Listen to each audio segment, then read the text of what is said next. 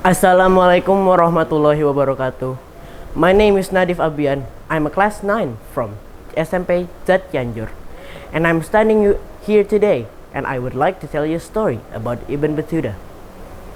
June 23rd, 1325.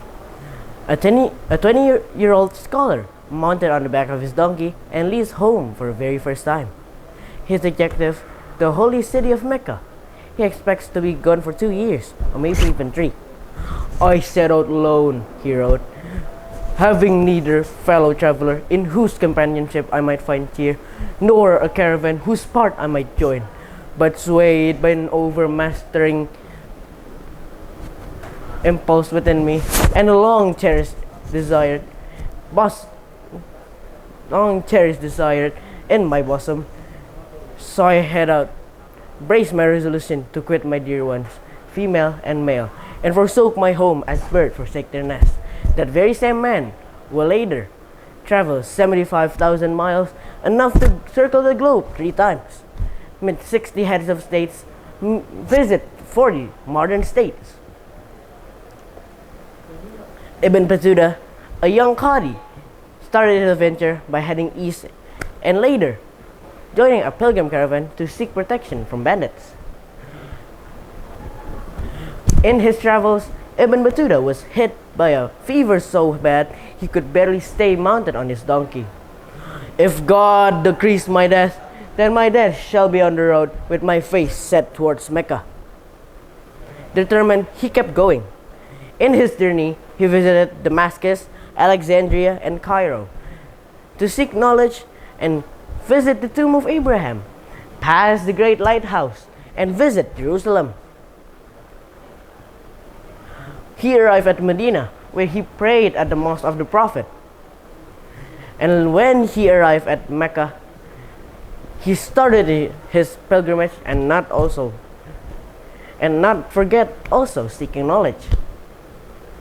After the pilgrimage, Ibn Battuta's desire for seeing the world rose, not to mention the news that he heard that the Sultan of Delhi, an immensely rich and generous young man, is looking for an official with proper certification. And there's Ibn Battuta, an official with proper certification, mounted on his donkey and set course to Delhi. While in his trip to Delhi, he'll visit the Muslim land of Persia, this devastated city of Baghdad, meet the Khan of the Ilkhanate, visit Anatolia, visit the Gulf of Oman, visit also East Africa to see the Christian kingdom of Ethiopia, the Muslim courts of Mogadishu, Mombasa, and Zanzibar. Went to the Golden Horde and met Uzbek Khan, and returned to Mecca for the Hajj for a second and third time.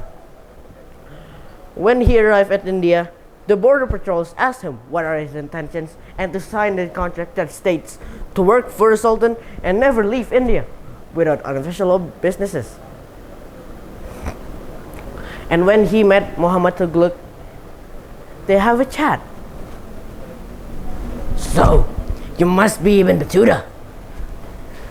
Yes, indeed, my lord.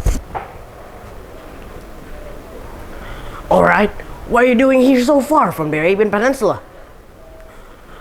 I've come here to seek a job, my lord. A job?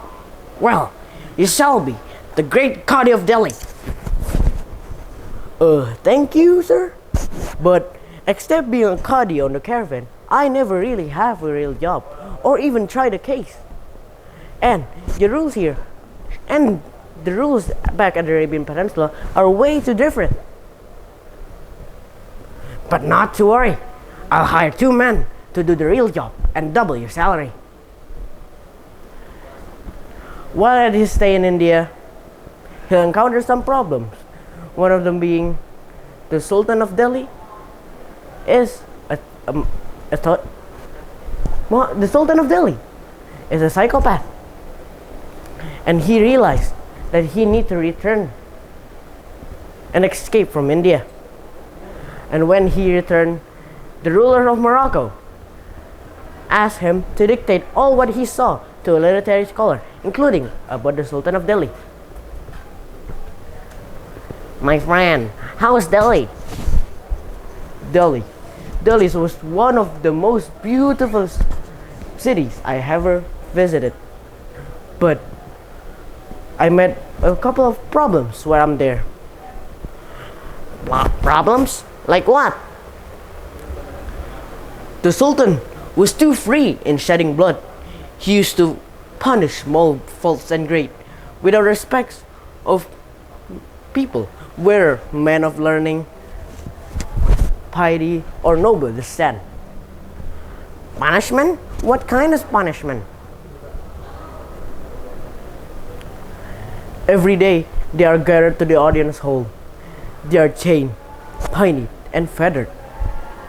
Some of them are beaten, tortured, and even executed.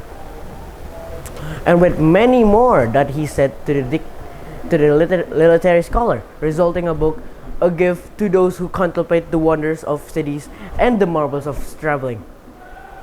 That's all the story that I can give you today. I'm Nadhif Abyan Syauqi. Wassalamualaikum warahmatullahi wabarakatuh.